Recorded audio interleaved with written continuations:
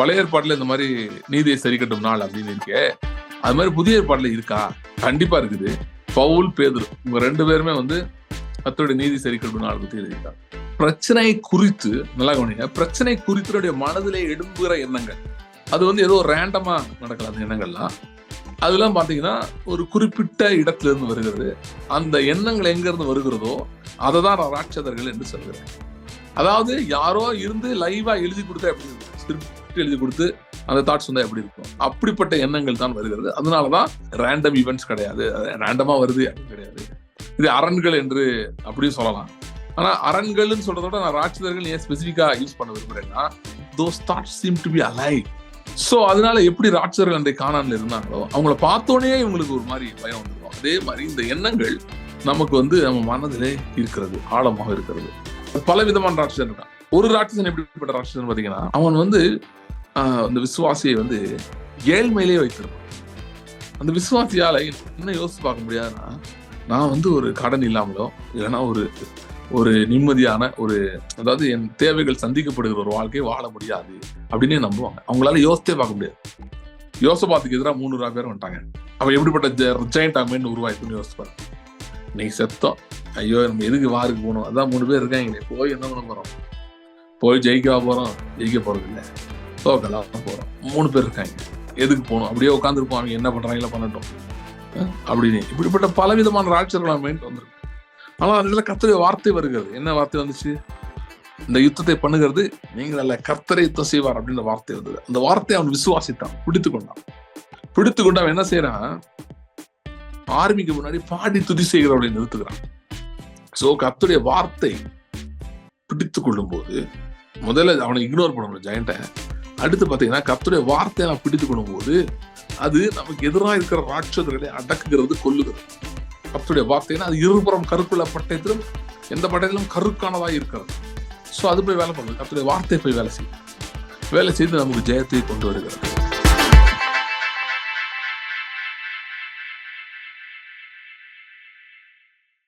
ஸ்தோத்திரம் ஆண்டவரே, thank you lord.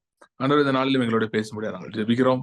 ஆண்டவரே, எல்லா விதமான பிசாசின் பொய்கள் அது எவ்வளவு நிஜமா எங்களுக்கு தோன்றினாலும் ஆண்டவரே அதை மேற்கொள்ளும்படியாய் இயேசுவின் நாமத்திலே அதை கீழ்ப்படுத்தும்படியா எங்களுக்கு உதவி செய்ய முடியாது, நாங்கள் ஜெபிக்கிறோம்.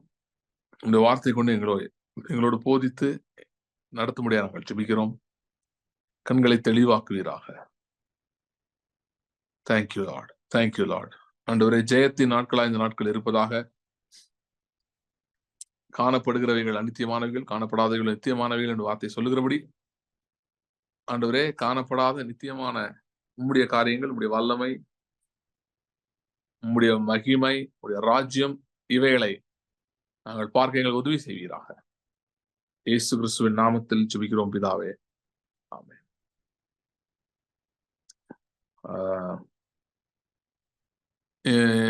இன்னைக்கு கர்த்தருடைய வார்த்தைகளை போறதுக்கு முன்பாக முதல்ல அந்த திருச்சி மீட்டிங் பத்தி இன்னொரு அனௌன்ஸ்மெண்ட், ரிமைண்டர். ஸோ யாரும் ரெஜிஸ்டர் பண்ணலைன்னா பண்ணுங்க சீக்கிரம்.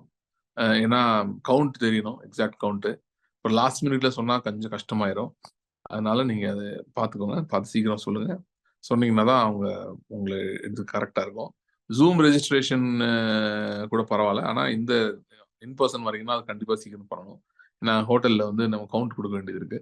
ஸோ ப்ளீஸ் கொஞ்சம் அதை பார்த்துக்கோங்க, சீக்கிரம் பண்ணுங்க. மீட்டிங்ஸ் வந்து 22nd and 23rd 2 நாள் இருக்கு. 2 நாள் வந்து full day conference. Okay, so இப்போ நான் பேசிட்டு இருக்க இந்த சீரீஸ் பத்தி டீட்டெயிலாக பேசிட்டு இன்னும் சில டாபிக் சேர்ந்து இருக்கும். அதில் இது பிரைமரியா டீல் பண்ணுவேன். என்ன மெயினாக பேசுவேன்னா, இது எப்படி சென்ட்ரல் தீம் ஆஃப் பைபிள் இது அப்படின்றத காட்டி உங்களுக்கு நான் பேசுவேன். Right, okay. போன வாரம் வந்து அந்த கமெண்ட்ஸ் வந்து ஒரு கொஸ்டின் வச்சுதான் நான் பேசினேன் மெயினா. அதுல இன்னொரு ஒன்று இருந்தது, அது நான் சொல்ல மறந்துட்டேன். ஸோ அதையும் நான் சொல்லணும்னு நினைக்கிறேன். சொல்லிட்டு நான் அடுத்து தொடர்ந்து பேசலாம். ஒருத்தர் கேட்டிருந்தாரு, என்ன கேட்டிருந்தாருன்னா, பழைய ஏற்பாட்டுல இந்த மாதிரி நீதியை சரி கட்டும் நாள் அப்படின்னு இருக்கே, அது மாதிரி புதிய ஏற்பாட்டுல இருக்கா அப்படின்னு கேட்டிருந்தாரு. புதிய ஏற்பாட்டுல எங்க இருக்கு, அப்படி இருக்குதா அப்படின்னு கேட்டிருந்தாரு. சோ புதிய ஏற்பாட்டுல இருக்குதா அப்படின்னு பாத்தீங்கன்னா, புதிய ஏற்பாட்டுல வந்து கண்டிப்பா இருக்குது. எப்படி சொல்றேன் அப்படின்னா, பேதுரு எழுதியிருக்கார்ல, கர்த்தருடைய நாள் இரவிலே திருடன் வருகிற விதமாய் வரும். அப்புறம் பவுல் எழுதுகிறார் அந்த நாள் அப்படின்னு, அந்த ஒரு நாளை பத்தி எழுதுறாரு. அப்புறம் வெளிப்படுத்தின விசேஷம் ஃபுல்லாவே அந்த நாள் தான். சோ பேதுரு, பவுல் ஆகிய 2 முக்கிய நபர்கள். அப்புறம் வெளிப்படுத்தின விசேஷம். வெளிப்படுத்தின விசேஷத்துல வந்து கர்த்தருடைய பழிவாங்குதல் பத்தி எல்லாம் வருது.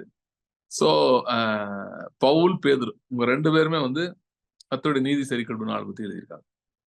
ஓகே, அது எப்படி வேற நேம்ல வருது?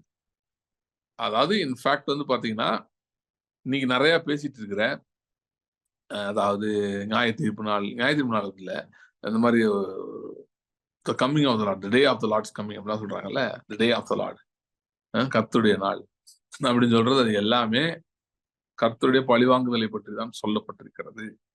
அததான் அது சொல்லுது. அதாவது பாத்தீங்கன்னா, புதிய ஏற்பாடுல, புதிய உடன்படிக்கையில கர்த்தருடைய வருகை, கம்மிங் ஆஃப் த லார்ட் அப்படின்றது வந்து ரெண்டு அர்த்தத்துல போகுது. அது ஒரு அர்த்தம், விசுவாசிகளுக்கு ஒரு அர்த்தம். விசுவாசிகளுக்கு என்ன அர்த்தம் அப்படின்னா, அந்த நாள் வந்து முடிசூட்டுதலின் நாள், அந்த நாள் வெற்றியின் நாள்.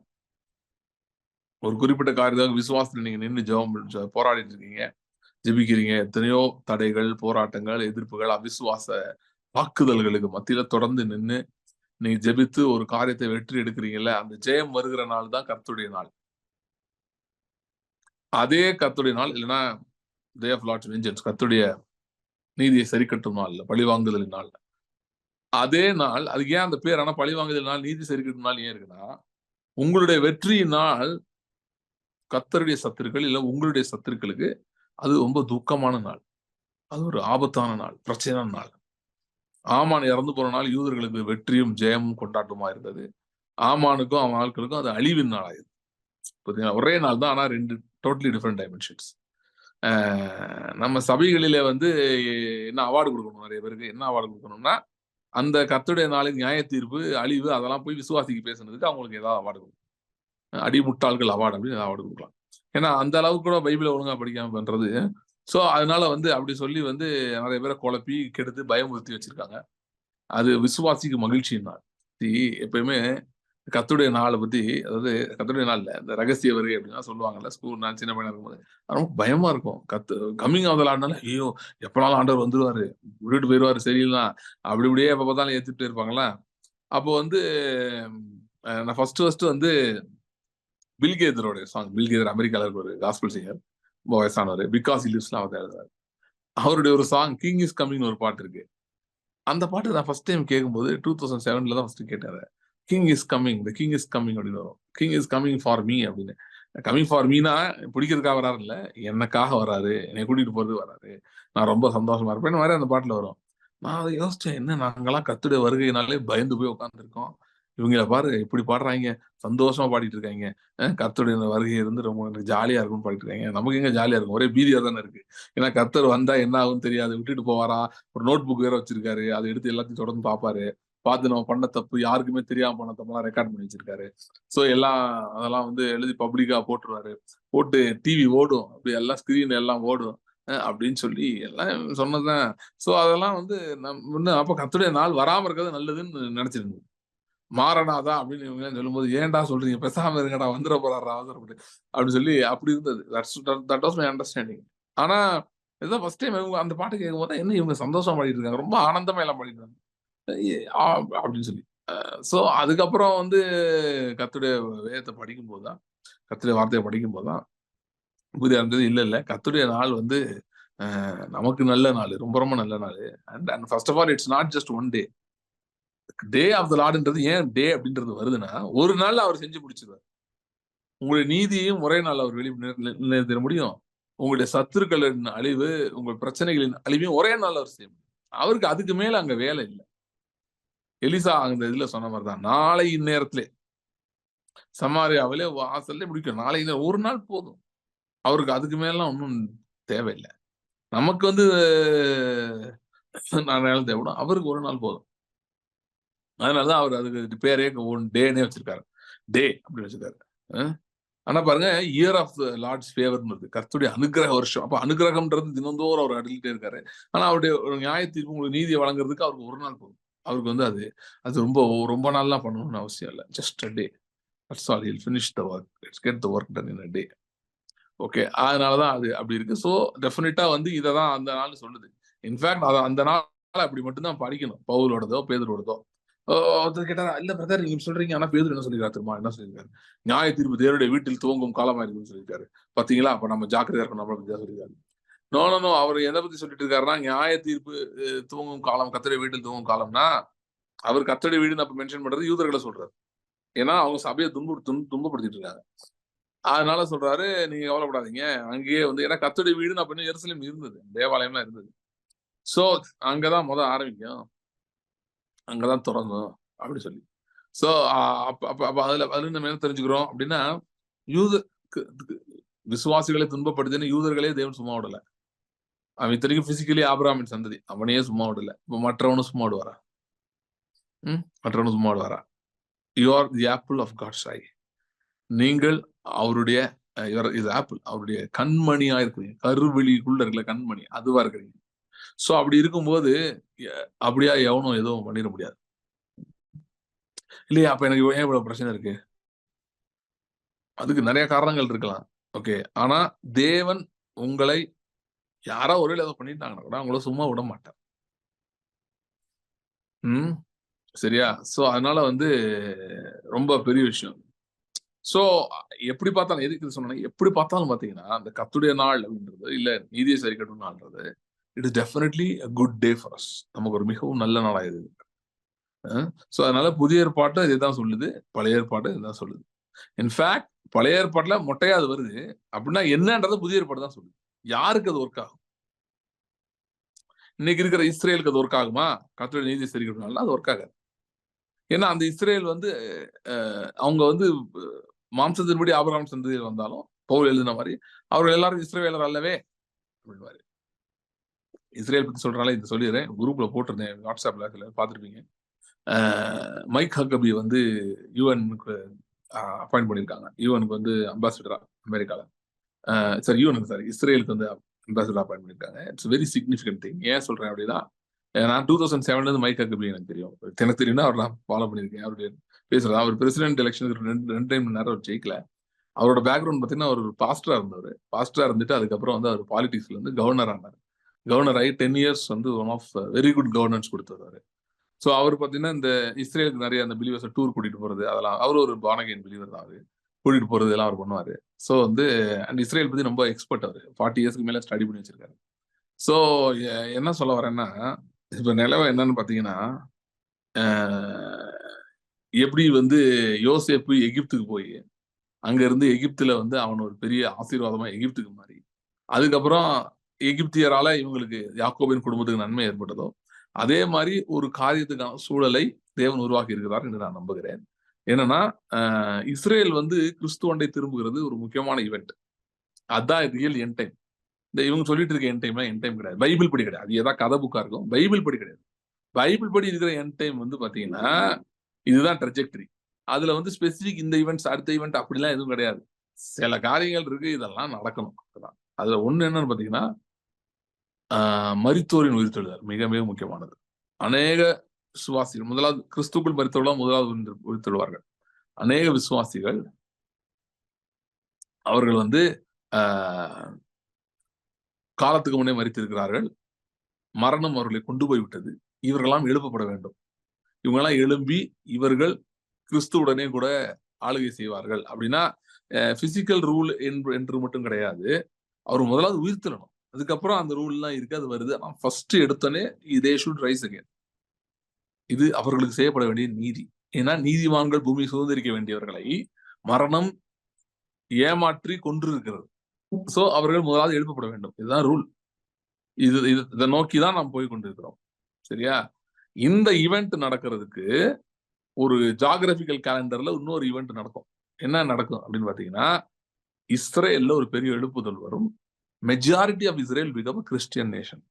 எப்படி மற்ற நாடுகள்லாம் கிறிஸ்டியன் நேஷன் தங்களை அறிவிக்கிறாங்களோ அந்த அளவுக்கு இப்ப ஆப்பிரிக்கால எத்தனையோ கண்ட்ரிஸ் அவங்கலாம் கிறிஸ்டியன்ஸ் கிடையாது, யூதர்கள் கிடையாது, அவங்க புறஜாதியா இருந்தவங்க. ஆனா கிறிஸ்துவை ஏற்றுக்கொண்டு கிறிஸ்தவ தேசம்னு அறிவிக்கப்பட்டது. அந்த அளவுக்கு அத்தனை பேர் ரட்சிக்கப்பட்டாங்க. அதே மாதிரி யூதர்களில் பெரும்பாலானவர்கள் ரட்சிக்கப்படுவார்கள். Majority will accept Jesus. அந்த ஈவெண்ட்டும் இந்த ஈவெண்ட்டும் ஒரே நேரம் நடக்கும். ஸோ அந்த கேலண்டருக்கு வந்து இப்ப என்னன்னா, அதாவது ஃபார் அ லாங் டைம் ஹிஸ்டரியில பாத்தீங்கன்னா யூதர்களும் கிறிஸ்தவர்களும் எதிரியா தான் இருந்திருக்காங்க. ஹிஸ்டரியில 19th செஞ்சுரி வரைக்கும் பல ரீசன்ஸ்னால, ஏதோ ஒரு காரணத்தினால, ஈவன் மார்ட்டின் லூதர் டைம்ல கூட சமாதானம் ஏற்படல, பிரச்சனையா தான் போயிட்டு இருந்திருக்கு. 19th செஞ்சுரிக்கு அப்புறம் தான் அது சேஞ்ச் ஆக ஆரம்பிச்சது. கொஞ்சம் கொஞ்சமா சேஞ்ச் ஆக ஆரம்பிச்சு. அது இப்போ வந்து there is an opportunity where believer in Christ who can actually help them as an ambassador from US. Okay. So இப்போ அவங்க வந்து இஸ்ரேல் வந்து உள்ளே மெல்ல முழுக முடியாத யுத்தத்தில் இருக்காங்க, என்ன பண்ண தெரியாம. ஸோ இப்படி செய்கிறதன் மூலமாக எப்படி யோசேப்பு எகிப்தின் நன்மையை கொண்டு வந்து கொடுத்தானோ யாக்கோபின் குடும்பத்துக்கு, அதே மாதிரி இந்த பிசிக்கல் ஜூஸ்க்கு வந்து கிறிஸ்துவை அவர்கள் அறிந்து கொள்வதற்கான ஒரு நல்ல ஒரு வாய்ப்பாக இது அமையும். ஏன்னா ஒரு கிறிஸ்தவ நபர்கள் மூலமாக இப்படி ஒரு உதவி பல 100 ஆண்டுகளுக்கு பின் கிடைக்க போகுது. ஏன்னா மைக்கா கபி such a committed person. So அவர் வந்து and is also very good negotiator, எப்படி பேசி சமாளிக்கணும்னு தெரிஞ்ச ஒரு ஆள். ஸோ அதனால வந்து இது ஒரு முக்கியமான ஈவெண்டா நான் பாக்குறேன். இப்ப வந்து என்ன சொல்ல வரேன்னா, இந்த காரியங்கள் நடக்கும் போது அங்க இருக்கிற யூதர்கள் மத்தியிலே கிறிஸ்துவை பற்றியும் அவருடைய காரியங்கள் பற்றியும் நல்ல எண்ணங்கள் எழும்புவதற்கு வாய்ப்புகள் அதிகம் இருக்குது.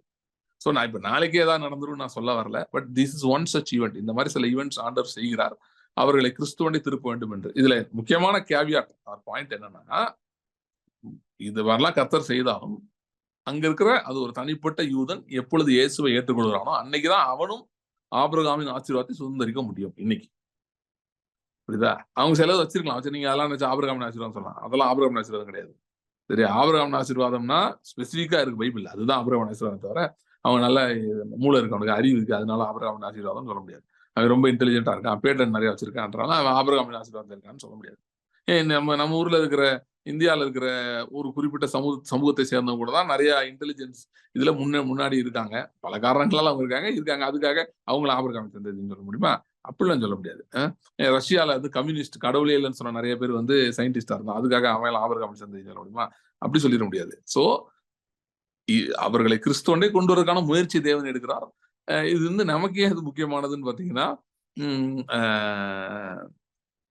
அது அங்க நடக்கும்போது நமக்கும் சில நற்செய்தி இங்க நடக்க போகுது அப்படின்றது தெளிவாகிறது. அது அந்த மாதிரி சில பேரலல்ஸ் இருக்கு. ஆக்சுவலா 1967 பாத்தீங்கன்னா இஸ்ரேல் கண்ட்ரோல்ல ஜெருசலேம் திரும்ப வந்தது, ஃபுல் வந்தது. அந்த டைம்ல பேரலா இங்க என்ன நடந்துட்டு இருந்துச்சு, கிறிஸ்டியன் வேர்ல்ட் நடந்துட்டு பாத்தீங்கன்னா, வேர்ட் ஆஃப் ஃபெய்த் மூவ்மெண்ட் வந்து பயங்கர பிளாஸ்ட் ஃபோர்த் ஆகி அது ஸ்டார்டட் டு க்ரோ பயங்கரமா அரௌண்ட் த டைம் தான். நிறைய பேர் ரட்சிக்கப்பட ஆரம்பிச்சாங்க. இப்ப ஜெருசலேம் ரட்சிக்கப்படல 69ல. சோ அது மாதிரி ரட்சிக்கப்பட்டாங்க. இந்த மாதிரி நிறைய பேர் கிறிஸ்துக்குள்ள வந்தாங்க. வேர்ட் ஆஃப் ஃபெய்த் மூவ்மெண்ட், அந்த மூவ்மெண்ட் ரொம்ப பவர்ஃபுல்லா மாறிச்சு அமெரிக்கால மட்டும் இல்ல, அதன் தாக்கம் உலகம் எங்கிலும் செல்ல ஆரம்பித்தது. வார்த்தையில வல்லமை இருக்குன்றது தெரிய ஆரம்பிச்சது. சோ அந்த மாதிரி பேரலல்ஸ் இருக்கும். சில நேரம் அங்கேயே நடக்குது, இங்க நடக்குது. அது மாதிரி இது ஒரு முக்கியமான பேரலல். நான் சும்மா சொல்லல, இதை பவுல் எழுதுகிறார். என்ன சொல்றாருன்னா, அவர்களை தள்ளி விடுதல், இஸ்ரவேலர் வந்து கிறிஸ்துவை விட்டு வேணான்னு அவரை ரிஜெக்ட் பண்ணிட்டு அவங்க வெளியே போனது வந்து உலகத்துக்கு மீட்பா இருந்தால் அவர்கள் ஏற்றுக்கொள்ளப்படுதல் எப்படி இருக்கும்? மரணத்திலிருந்து ஜீவன் வந்தது போல இருக்கும் அல்லவா அப்படின்றாரு. சோ சில பேர் சொல்லலாம், இல்லைங்க அவர் ஃபிகரேட்டிவா சொல்லியிருக்காரு. நோ, ஃபிகரேட்டிவ்லாம் கிடையாது. ஒரு வார்த்தையும் அங்க ஒரு ஞான அர்த்தத்தோடு அங்க எழுதப்பட்டிருக்கிறது. சோ இது மரித்தோரின் உயிர் தெழுதல், கிறிஸ்துக்குள் மரித்தோர் முதலாவது எழுந்திருக்க வேண்டும், நீதியை பெற்றுக் கொள்ளும்படி, நியாயத்திற்கு பெற்றுக் கொள்ளும்படி இல்ல, நீதியை பெற்றுக் கொள்ளும்படி. நீதி என்னது? நீதிமான்கள் பூமியை சுதந்திரிப்பார்கள், அதுதான் நீதி. சோ அவர்கள் அந்த பூமியிலே அவர்கள் வாழ வேண்டிய வாழ்க்கை அவர்கள் வாழ வேண்டும். சோ அது எந்திரிக்கணும். சோ அந்த ஈவெண்ட்டுக்கும் இந்த ஈவெண்ட்டுக்கும் நிறைய தொடர்பு இருக்குது. இது வந்து எனக்கு ஆண்டவர் வெளிப்படுத்தின ஒரு காரியம். சோ நம்ம இதை நோக்கி நம்ம போகணுமே தவிர, ஈரான் குண்டு போட போகுது, அதனால வந்து இயேசு வர போறாரு, அந்தி கிறிஸ்து அங்க வர போறான், இந்த அந்தி கிறிஸ்துன்ற கேரக்டர் நம்ம மைண்ட்ல இருந்து எவ்வளவு ஒதுக்குறோமோ அவ்வளவு முன்னேற முடியும் வாழ்க்கை. இல்ல அந்தி கிறிஸ்து சிந்தனையாவே இருந்தோம்னா பின்தங்கி விடும். சரியா? ரைட். சோ இது ஒரு இம்பார்ட்டன்ட் ஈவெண்ட்னால இதை நான் இன்னைக்கு சொல்றேன். ரைட். நம்ம அன்னைக்கு நான் பேசிட்டு இருந்த காரியங்கள் அதோட இன்னும் ஒரு தொடர்ச்சியை தான் நான் பேச விரும்புறேன். ஓகே. சோ அன்னைக்கு என்ன பேசினேன் போன மீட்டிங்லன்னு பாத்தீங்கன்னா, நம்ம வந்து அறிக்கை செய்யும் போது இல்ல வந்து குறிப்பா இந்த நீதி சரி கட்டுறதுக்காக அதிகமாக நம்ம ஜெபிக்கும் போது நமக்கு வந்து ஏன் பிரச்சனைகள் அதிகமாகிறது அப்படின்றத பேசிட்டு இருந்தேன். சோ அது தொடர்ச்சியா ஒரு கருத்து நான் பேச போறேன். அது என்னன்னு பாத்தீங்கன்னா, அன்னைக்கு அதை கொஞ்சம் டச் பண்ணேன். ராட்சதர்கள், ஜாயன்ட்ஸ்.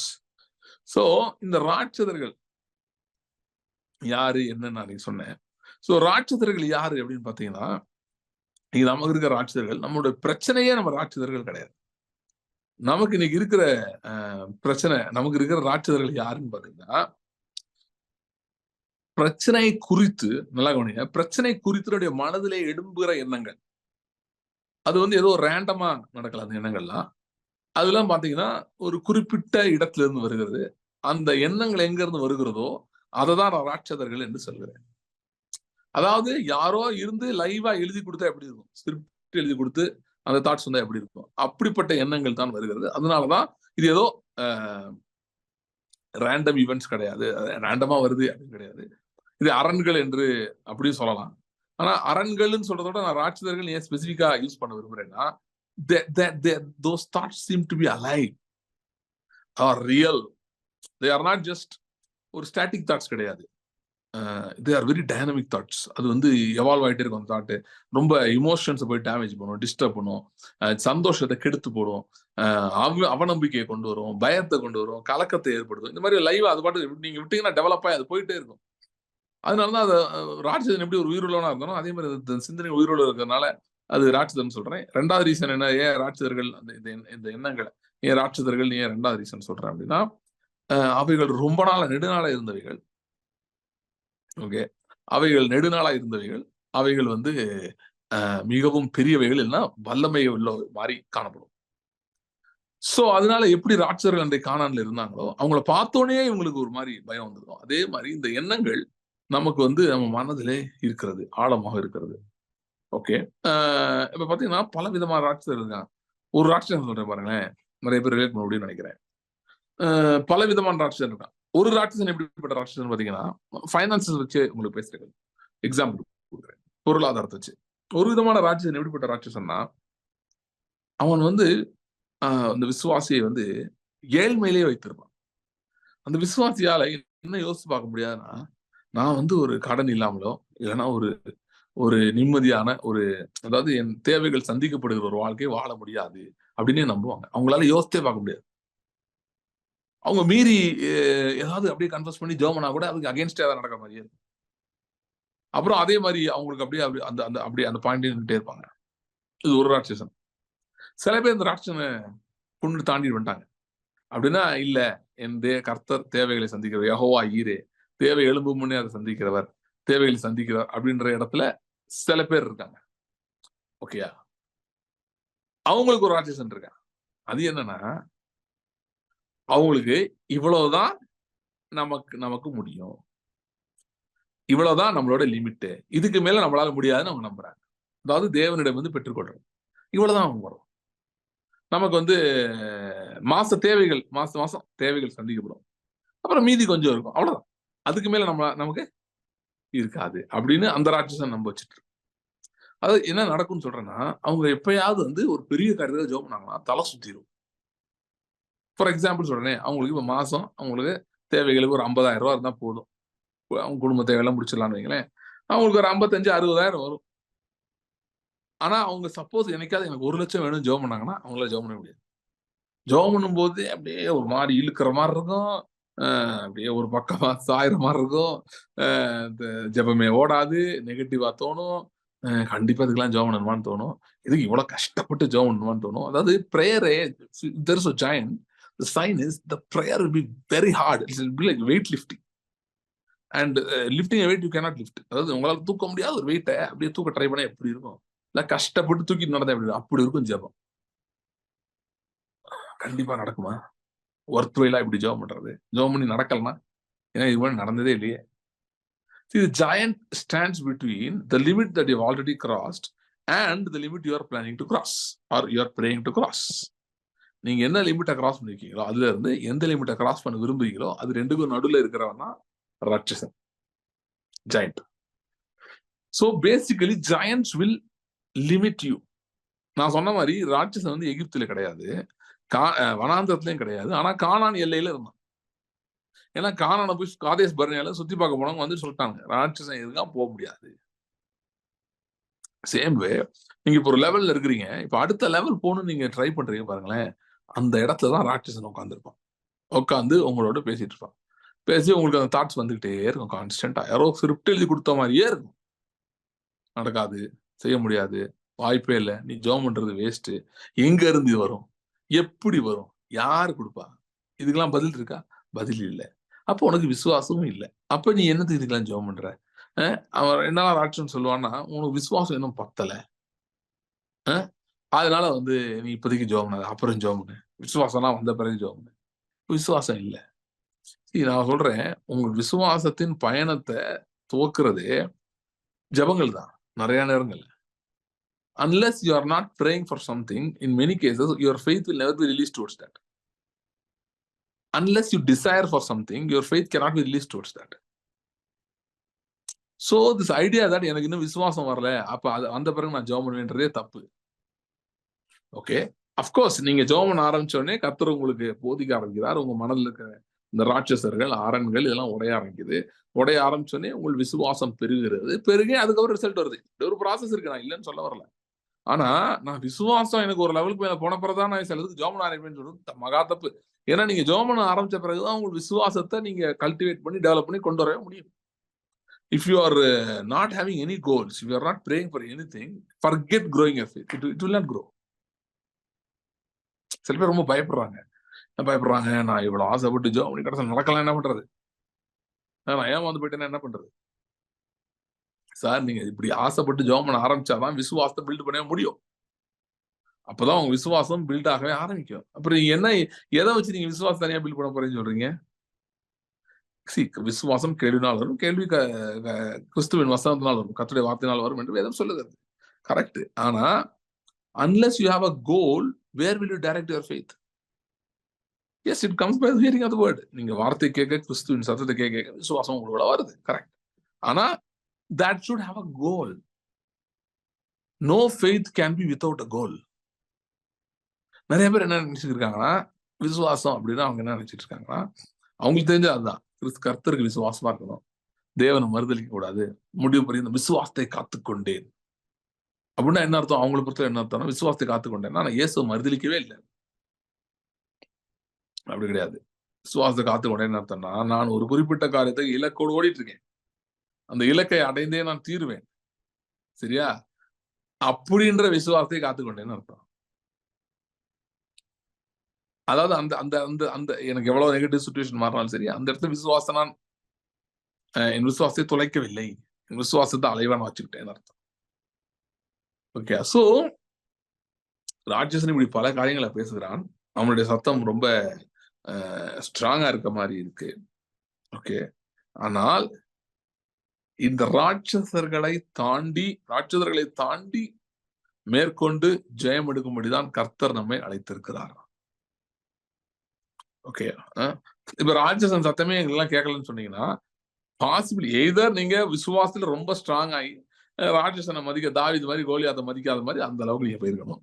இல்லைன்னா there is one more possibility, நீங்க வந்து அநேக காரியங்களுக்காக ஜெபிக்கிறதுன்னு அர்த்தம், சேஃப் பிரேயர்ஸ் பண்ணிட்டு இருக்கீங்கன்னு அர்த்தம். ஓகே, இதெல்லாம் என்ன அற்புதம், சேஃப் பிரேயர் என்ன தெரியுமா? இதெல்லாம் என்ன அற்புதம் நடந்திருக்கோ அதை வச்சே நீங்க ஜெபம் பண்ணீங்கன்னா, அதான் லிமிட்டா வச்சு ஜெபம் பண்ணீங்கன்னா அது சேஃப் பிரேயர். ஏன்னா அந்த மாதிரி ஒரு தடவை ஒரு அற்புதம் நடந்திருக்கு, இன்னொரு தடவை நடக்க வாய்ப்புகள் அதிகம், வாய்ப்பு இருக்கு. சோ அதவே நீங்க லிமிட் வச்சு ஜெபம் பண்ணீங்கன்னா you are praying safe prayer. அப்படின்னா நீங்க ஜெயண்ட்டை பார்க்கவே மாட்டீங்க, ஜெயண்ட்ட கிட்டே வாய்ப்பே இல்லை. நாம் சேஃப் பிரேயர்ஸ் பண்ணும்படி அழைக்கப்படவில்லை, நாம் சத்துருக்களின் வாசல்களை சுதந்திரிக்கும்படி அழைக்கப்பட்டு. காலேப் சொன்னது போல, அன்றைக்கு இருந்த பலன் இன்னைக்கு இருக்கு, நான் வந்து இந்த மலை தேசத்தை எனக்கு தாரும், இந்த ராட்சசர்களை நான் துரத்தி விடுவேன் என்று காலேப் சொல்லி அந்த ராட்சசரை அவன் சொன்னபடியே துரத்தி விட்டான். தாவீது பற்றி வேதம் சொல்லுகிறது. தாவீதும் அவனுடைய சேவகரும் வந்து ஒரு குறிப்பிட்ட எத்தனை ராட்சசர்களை கொன்றாங்கன்னு லிஸ்டே இருக்கு பைபிள்ல. கோலியாத்துக்கு அப்புறம் வந்து கோலியாத்தோட சகோதரன் ஒருத்தன், அப்புறம் அந்த பக்கத்தூர்கார ஒருத்தன், இப்படி வந்து பல ராட்சசர்கள் இருந்தாங்க. ஒவ்வொருத்தனையும் தாவீதும் அவன் சேவகர்களும் அழித்து போட்டார்கள் என்று வேதம் சொல்லுது. சோ இந்த ராட்சதர்கள் என்பது, ராட்சதர்கள் நமக்கு என்ன, ராட்சதர்கள் என்ன சொல்லிட்டு இருக்கேன், ராட்சத எண்ணங்கள், நெகட்டிவ் தாட்ஸ், கிறிஸ்துவின் அறிவுக்கு விரோதமாக எழும்புகிற ராட்சத எண்ணங்கள். ஓகே, அன்னைக்கு நான் சொன்னேன், ஏன் இப்படி பிசாசு இப்படி ஒரு சிஸ்டம் வச்சிருக்காங்க அப்படின்னு சொன்னா, he somehow wants you to stop your prayer. இந்த ராட்சதனோட வேலை என்னன்னா, ஏதோ ஒண்ணு பேசி உங்களை கன்வின்ஸ் பண்ணி, நீங்க ஒரு குறிப்பிட்ட காரியத்துக்கு ஜெபிச்சுட்டு இருக்கீங்கல்ல, ஒரு குறிப்பிட்ட காரியத்துல அற்புதம் நடக்க வேண்டும் என்று பார்த்துட்டு இருக்கீங்களே, அது நடக்காது, அப்படின்னு உங்களை டிஸ்இன்ட்ரெஸ்ட் பண்ணி டிஸ்கரேஜ் பண்ணி விட்டா என்னன்னா, நீங்க அந்த காரியத்துக்காக ஜெபிப்பதை நிறுத்தி விடுவீர்கள். That's all the devil wants. See, can it be more simpler than this? All the devil wants is he wants to stop your prayer. That's all. Yeah, because he believes in your prayer more than you believe in your prayer. நம்மளுடைய ஜெபத்தை நம்புவதை காட்டிலும் பிசாசு நம்முடைய ஜெபத்தை மேல அதிக நம்பிக்கை வைத்திருக்கிறான்.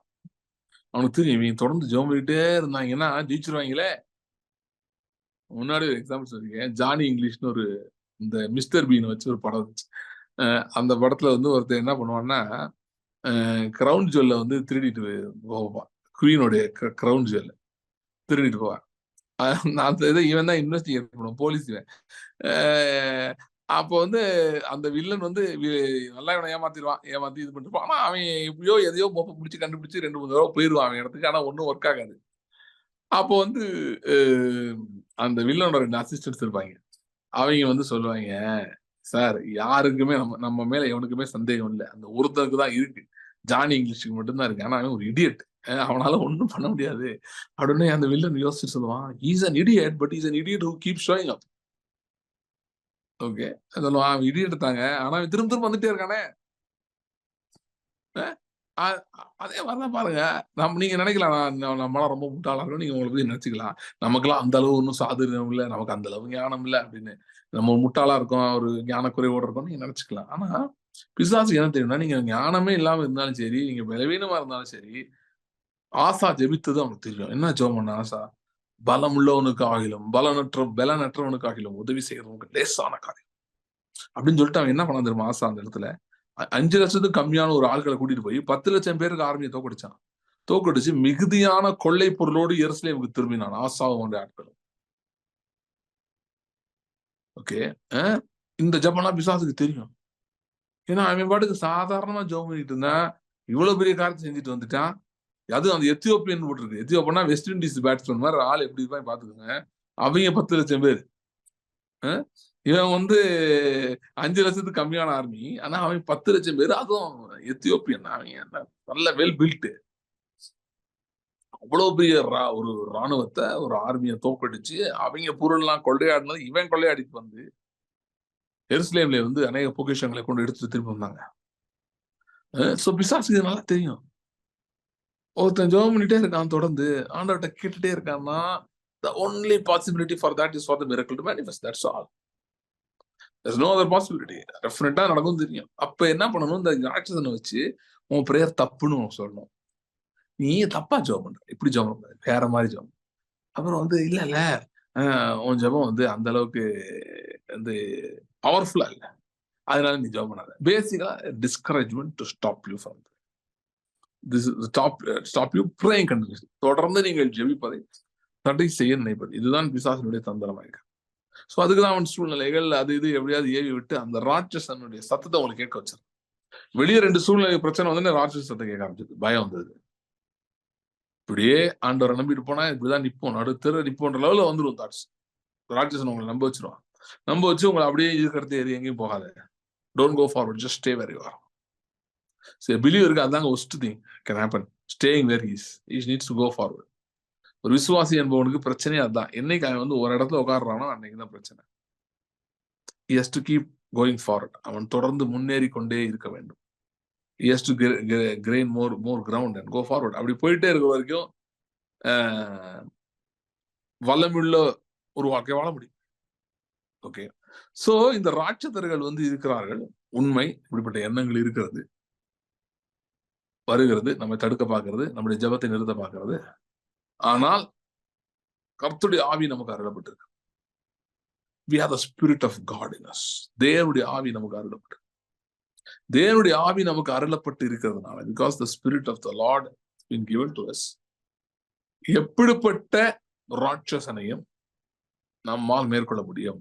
அப்ப இது ராட்சசன் என்பது ஒரு ஸ்ட்ராங் தாட், கிறிஸ்துவுக்கு விரோதமாக விசுவாசத்துக்கு எதிரான ஒரு தாட் அப்படின்னு சொன்னா, தேவன் நமக்கு அருள் இருக்கிற ஆவியினாலே அதை கவுண்டர் பண்ணக்கூடிய, அதற்கு எதிர்த்து பேசக்கூடிய, அதை மேற்கொள்ளக்கூடிய எண்ணங்களை கர்த்தர் நமக்கு தருகிறார்.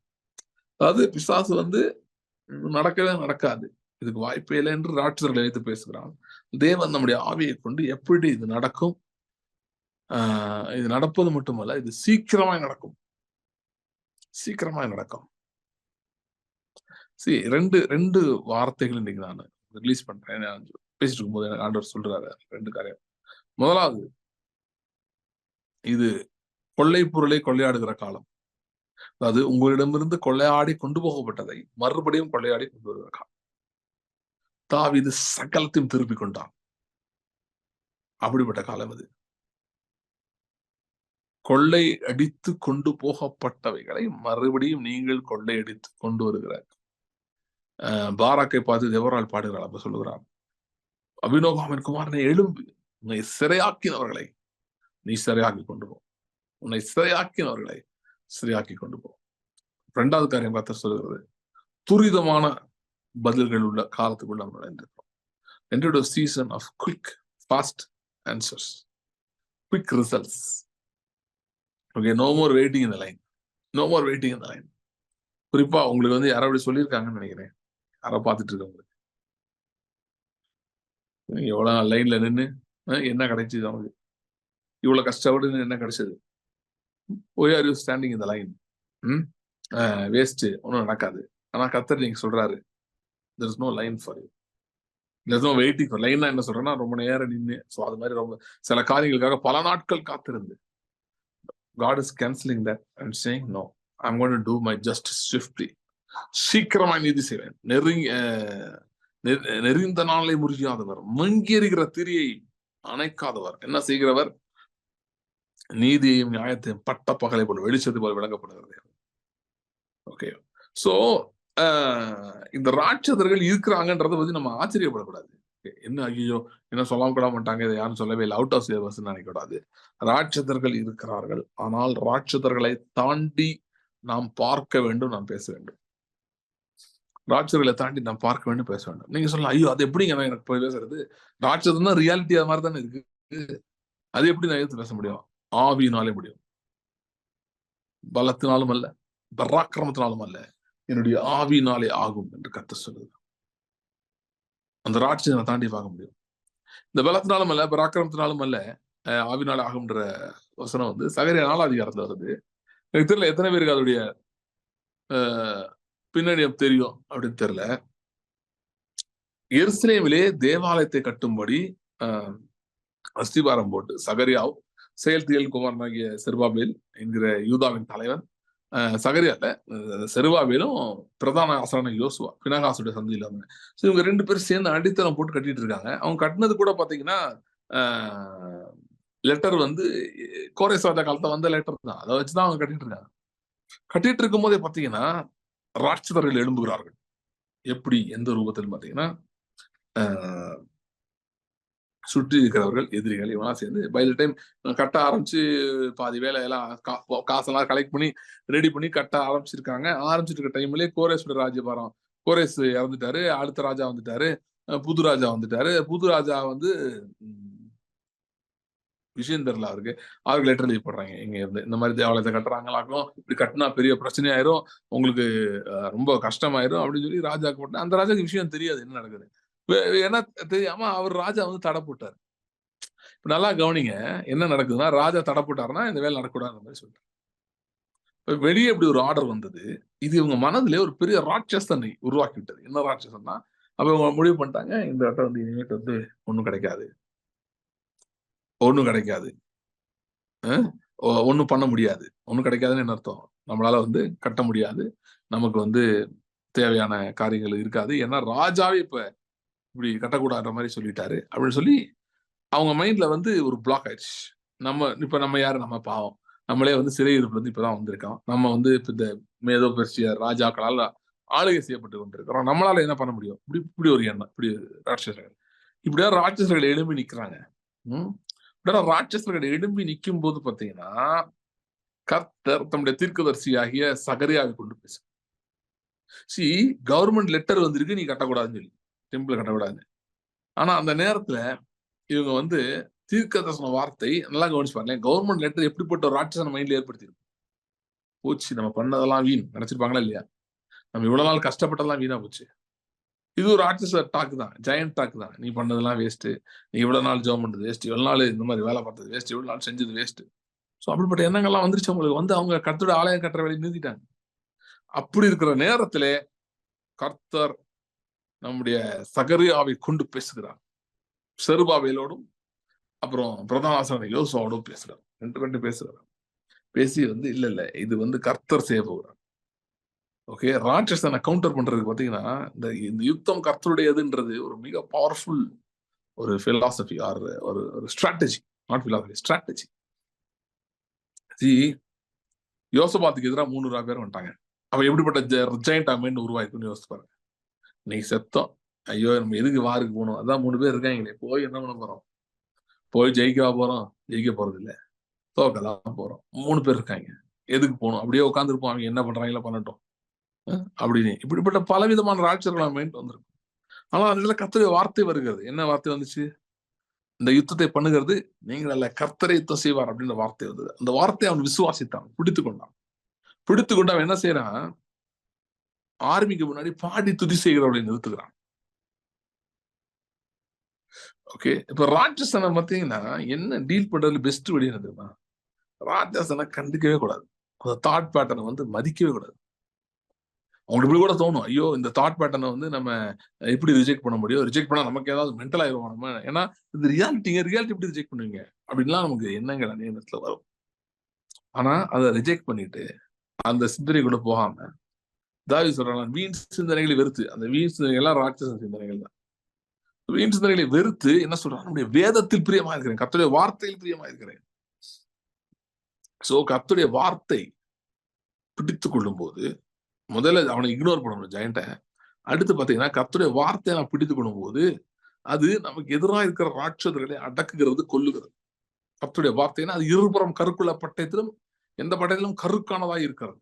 சோ அது போய் வேலை பார்க்குது, கர்த்தருடைய வார்த்தை போய் வேலை செய்து நமக்கு ஜெயத்தை கொண்டு வருகிறது. கர்த்தருடைய வார்த்தை நம் சார்பில் நமக்காக வேலை செய்து நமக்கு ஜெயத்தை கொண்டு வருகிறது. ஓகே, சோ தாவீது உங்களுக்கு தெரியும், ராட்சசனை கொண்டவன். அவன் சொல்றான், நீ வந்து ஆயுதத்தோடும் கேடகத்தோடும் வர்ற, நான் நிந்தித்த இஸ்ரவேலின் தேவனாகிய சேனைகளின் கர்த்தருடைய நாமத்தை கொண்டு ஒரு இடத்தில் வருகிறேன். சோ ஜெயண்ட்ஸை இக்னோர் பண்ணலாம் ஒண்ணு இல்ல, பேசினா டைரக்டா you speak against it. Okay, அது என்ன தாட் வருதோ just listen to that thoughtfully and speak the exact opposite, because you don't want that to manifest. So you speak the exact opposite of that. என்ன வருகிறதோ, என்ன சிந்தனை வருகிறதோ நெகட்டிவா, ஒன்னும் ஆகாது, இது இப்படிதான் ஆகும் அப்படின்ட்டு வருதோ அதுக்கு எதிராக பேசு. however improbable it looks, speak against it. ஏன்னா அதான் அண்டர்ஸ்டாண்ட் பண்ணுங்க, எவனாயிலும் மலையை பார்த்து பெயர்ந்து தண்டு சமுதிரத்தை போ என்று சொல்லி சந்தேகப்படாமல் விசுவாசித்தால் அவன் இருதயத்தில் அவன் சொன்னபடியே அவனுக்கு ஆகும், அப்ப ராட்சசனை பார்த்து நீங்கள் சொல்ல முடியும் உங்களுக்கு என்ன நடக்கும். இந்த ராட்சத எண்ணங்கள் அதுக்கு எதிராக அது சொல்லுது ஒண்ணு, இப்படிதான் நடக்கும் இந்த மாதிரி யாரும், அதுக்கு எதிராக நீங்கள் என்ன நடக்க, இன்ஃபேக்ட் அந்த நான் சொன்ன மாதிரி அந்த எண்ணத்துக்கு அப்படியே எதிர்மறையான ஆப்போசிட் ஆனது அதை டிக்ளேர் பண்ணி you have to speak, use your mouth. ஏன்னா பாருங்க, நீங்க ஆவியுடையவர்களாய் மறுபடியும் இருக்கும்போது உங்கள் வாயிலிருந்து ஒரு ஆவியின் இருபுறம் கருக்குள்ள பட்டயம் புறப்படுகிறது, உங்கள் வாயிலிருந்து புறப்படும். ஓகே, அப்ப எப்படிப்பட்ட வல்லமை தேவன் உங்களுக்கு வைத்திருக்கிறார் என்று யோசித்து பாருங்க. சரி, இன்னைக்கு என்ன பிரச்சனைன்னு பாத்தீங்கன்னா, முதல்ல இந்த ஜெயண்ட் தாட்ஸ் பத்தி நிறைய பேருக்கு தெரியாது. ஜெயண்ட் தாட்ஸ் பத்தி சொன்ன உடனே பாத்தீங்கன்னா அதாவது அறிவு இல்லாமலே இருக்கிறாங்க நிறைய பேரு. அதாவது எந்த லெவல்ல இருக்கிறாங்கன்னா அதுதான் ரியாலிட்டி என்று நினைத்துட்டு இருக்காங்க. இதுதான் உண்மை, இதான் என்னுடைய நிஜம், என் வாழ்க்கை இதுதாங்க, இதுதான் இப்படிதான் நான் இருக்கேன், இங்கதான் நான் இருக்கேன், இதுதான் என்னுடைய நிலைமை, இதுதான் என்னுடைய ரியாலிட்டி என்று நினைத்துக் கொண்டிருக்கிறாங்க. ஓகே, ஆனா ஒரு சில பேருக்கு வந்து பாத்தீங்கன்னா சில நேரம் நமக்கே தெரியுது, இந்த எண்ணம் வந்து ஐயோ இது வந்து ரியாலிட்டி இல்லையே, இது பிசாசின் எண்ணம் போல இருக்கிறது. ஆனால் பிசாசின் வஞ்சக எண்ணம் பாத்தீங்கன்னா அதுக்கப்புறம் அதை ஹேண்டில் பண்றது இல்லை. ஓகே, இல்லைன்னா சில பேர் என்ன ஆயிருது, இப்படியே ஜோமனாலே அந்த ராட்சசன் தான் அவங்க சத்தம் தான் அவங்களுக்கு கேட்குது, அதனால பயந்து போய் அப்படி காரியங்களுக்காக ஜெபிக்கிறதே இல்லை, அப்படி கொஞ்சம் பேர் இருக்காங்க. ஜெபம் தடையாயிருது பிரதர். நான் சொல்றேன், எந்த ஜெபம் தடை செய்யப்படுகிறதோ அதுதான் நல்ல ஜெபம். ஏதோ அங்க பண்ணியிருக்குது, அதனாலதான் அது என்ன பண்ணுது, உங்களுக்கு ஜெபத்துக்கு தடை ஏற்படுகிறது. அது தடைனா என்ன சொல்றேன்னா, நீங்க ஜெபம் பண்ணும்போது ஃப்ரீயா ஜெபம் பண்ண முடியல, அப்படியே ஹோல்ட் ஆகுது, ஒரு மாதிரி இதா இருக்கு, ஒரு ஃப்ரீனஸே இல்லைன்னா அதுதான் ரூட். அந்த ரூட்லயே போங்க. ஓகே, அந்த ரூட்லயே போங்க. ஏனென்றால் மோஸ்ட்லி எங்கே ராட்சசன் இருக்கிறானோ அதுக்கு பின்பாக ஒரு பெரிய புதையல் இருக்கிறது. எங்கே ராட்சசன் இருக்கிறானோ அதுக்கு பின்பாக பெரிய புதையல் ஒன்று இருக்கிறது. ஓகே, இந்த ராட்சசன் பேசுறதான எல்லாமே பாத்தீங்கன்னா எய்தர் நம்முடைய குறைகள் சம்பந்தப்பட்டிருக்கும், நம்மளால முடியாது, நமக்கு இது சரிப்பட்டு வராது அப்படின்ற மாதிரி இருக்கும், இல்லைன்னா அதுதான் மெஜாரிட்டி இருக்கும், இல்லைன்னா சூழ்நிலைகளை பொறுத்து. அதற்கான சூழ்நிலை வரல, அதுக்கான காலம் வரல, அதுக்கான அந்த செட்டப் வரல, அது வரல, இது வரல அப்படின்னு சொல்லி அந்த இப்படி இருக்கும். ஓகே, இது கவுண்டர் பண்றதுக்கு ஒரே ஒரு வாசனம், அது மட்டும் வாசிடலாம். அது வாசனம் நம்ம முடிச்சு வாசிக்கிறோம். உபாகமம் 9ஆம் அதிகாரம், உபாகமம் 9ஆம் அதிகாரம் முதல் வசனத்திலிருந்து வாசிக்கிறோம்.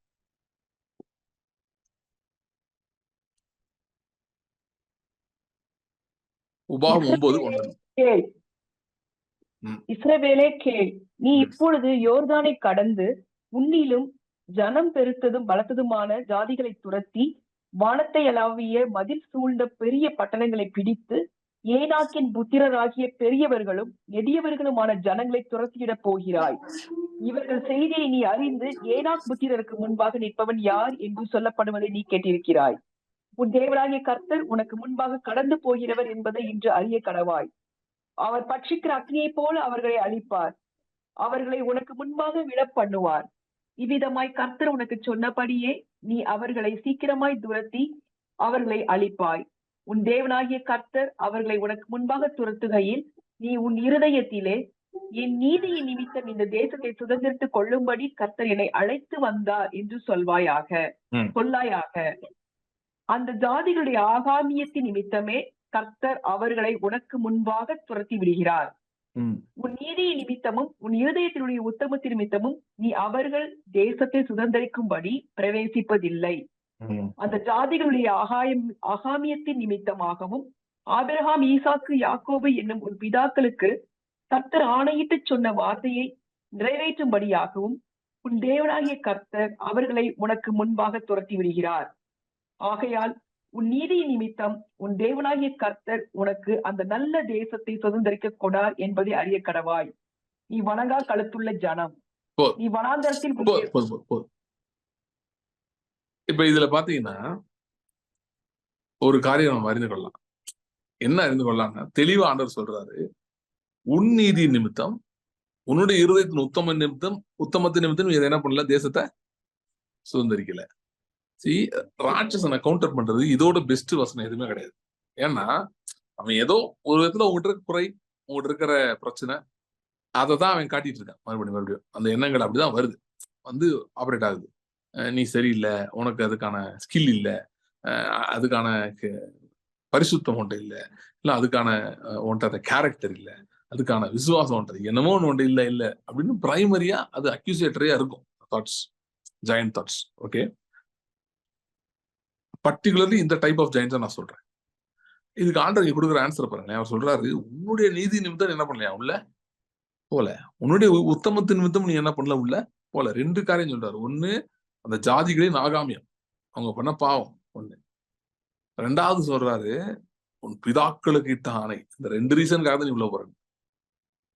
ஓகே, இது ஒரு ஒரு சுயநீதியோட படிக்கிறவனுக்கு ரொம்ப வருத்தமான வசனமா இருக்கும்.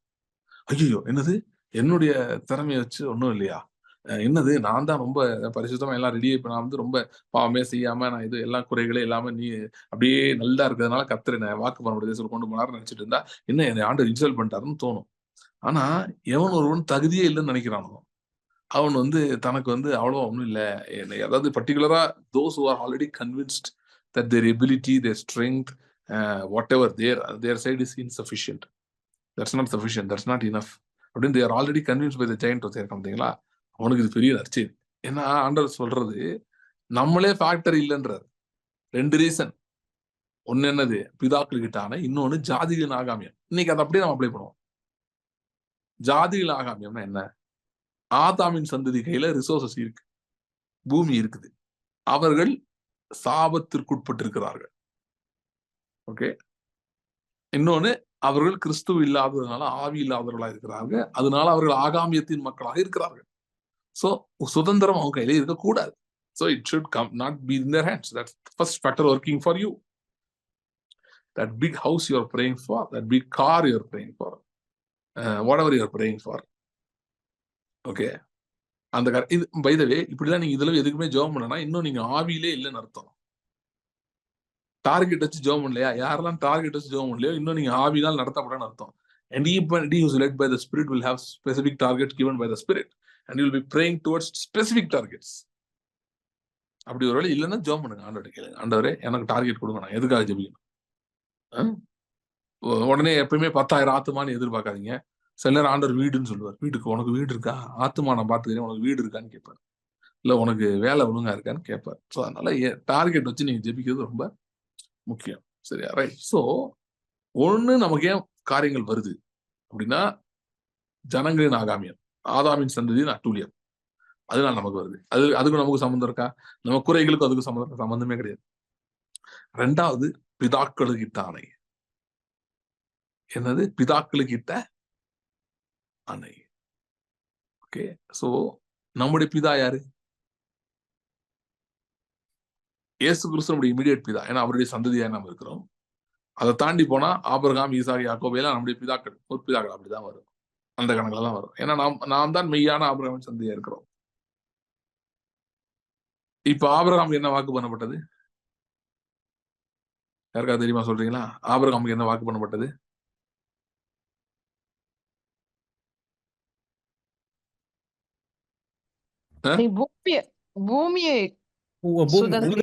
பூமியை சுதந்திரிப்பார் இருக்கு.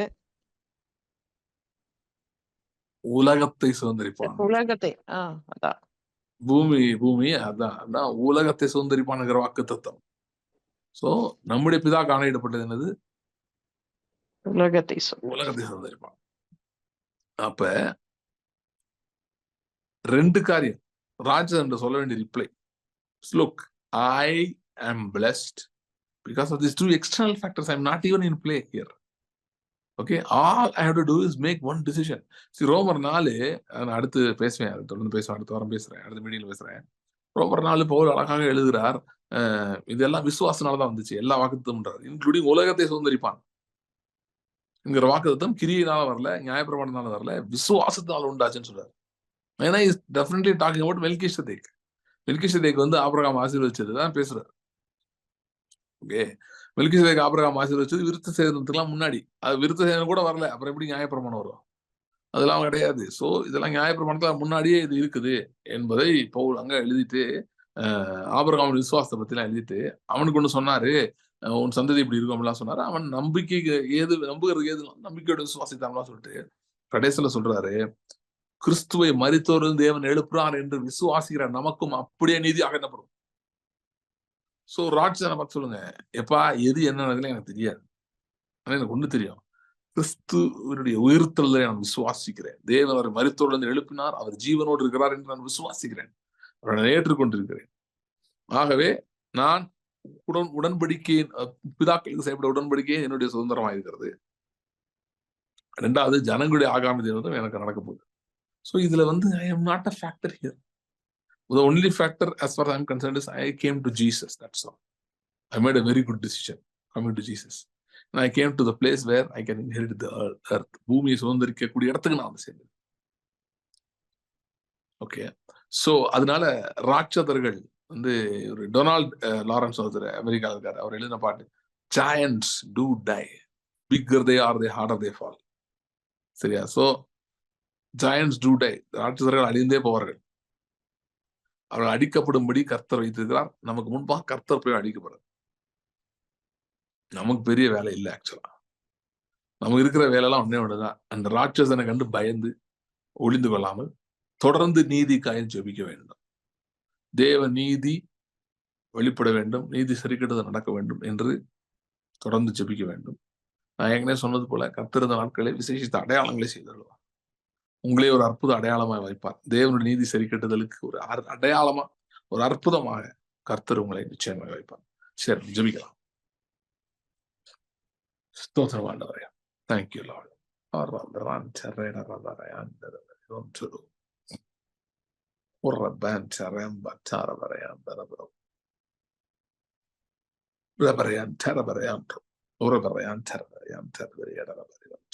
you, Lord. Thank you, Lord. Thank you, Lord. Odi bantaremba cantorobado reverendo. Thank you, Lord. Thank you, Lord. Thank you, Lord. Hallelujah. Hallelujah. Thank you, Lord. Thank you, Lord. Thank you, Lord. Thank you, Lord. கர்த்தாவே, இந்த நாளிலும் இந்த வார்த்தை கொண்டு எங்களோட பேசினபடியால் நாங்கள் நன்றி செலுத்துகிறோம். ராட்சதர்களை மேற்கொள்ள, எங்களுக்கு எதிராக எழும்பி இருக்கிறவைகளை மேற்கொள்ள உதவி செய்வீராக. நீதி சரி கட்டுதல் எங்களை அனுபவிக்கும்படி உதவி செய்வீர். Thank you, Lord. Thank you, Lord. Thank you, Lord. Hallelujah. Hallelujah. குறிப்பாய் இப்படிப்பட்ட எண்ணங்களோடு போராடி கொண்டிருக்கிற ஒவ்வொருக்காகவும் நான் ஜெபிக்கிறேன். ஒவ்வொருக்காகவும் ஜெபிக்கிறேன். Thank you, Lord. Thank you, Lord. Hallelujah. Hallelujah. இயேசுவின் நாமத்தில் ஒரு விடுதலை உண்டாகும்படியாக நான் ஜெபிக்கிறேன். இயேசுவின் நாமத்தில் ஒரு விடுதலை, ஒரு வெளிச்சம் உண்டாகும்படியாக நான் ஜெபிக்கிறேன். Thank you, Lord. Thank you, Lord. Thank you, Lord. Hallelujah. Let them see past the giants into the promised land and not give up hope. And not give up hope. Thank you, Lord. Thank you, Lord. Thank you, Lord. Thank you, Lord. கிருபையின் கரத்தில் போடுகிறோம். தொடர்ந்து வழி நடத்தும். பெரிய காரியங்கள் செய்யும். ஆசீர்வதியும். Thank you, Lord. Thank you, Lord. Thank you, Lord. This will be a season of financial breakthroughs. Financial breakthroughs. பொருளாதாரத்திலே பெரிய மாறுதல்கள், பெரிய மாறுதல்கள். God is elevating your level. Hallelujah. உங்கள் நிலையை உயர்த்துகிறோம். Hallelujah. Hallelujah. நீங்கள் கீழே கடந்த இடத்துல உயர்த்தி பிரபுக்களோடும் ராஜாக்களோடும் உட்கார செய்கிறார். அப்படி செய்கிறார். Thank you, Lord. Thank you, Lord. Thank you, Lord. Reverend Tereberion, Reverend Rebero. Reverend Rembatira, Hunter Road, Remba Keraba, Hunter Red Round, the Rock Kedera. Thank you, Lord. Thank you, Lord. Thank you, Lord. Reverend Hunter Road, Reverend Rebero. Thank you, Lord. Thank you, Lord. தொடர்ந்து பெரிய காரியங்கள் செய்யும். ஆண்டவரே, இந்த நாட்களிலே நீதி சரி நாங்கள் ஒவ்வொரு தனிப்பட்ட முறையை அனுபவிக்க உதவி செய்யும். Thank you, Lord. இயேசு கிறிஸ்துவின் நாமத்தில் ஜெபிக்கிறோம் பிதாவே. ஆமென்.